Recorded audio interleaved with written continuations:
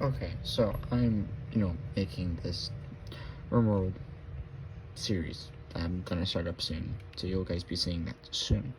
Anyways, so I'm like, okay, I want good plants and good cooking, right? I'm like, okay, that's good, strong passion. There's a slight passion for plants, that's workable.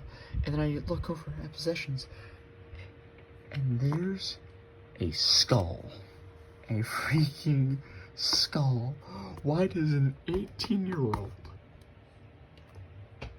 girl have a skull? Like, why? Why? But 35 mils, yay!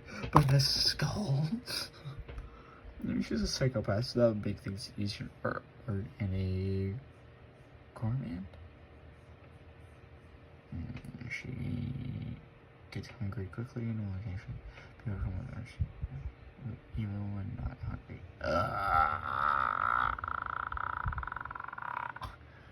No. If I get somebody who is good with it's cooking. Well, I'll see you guys soon. Bye bye.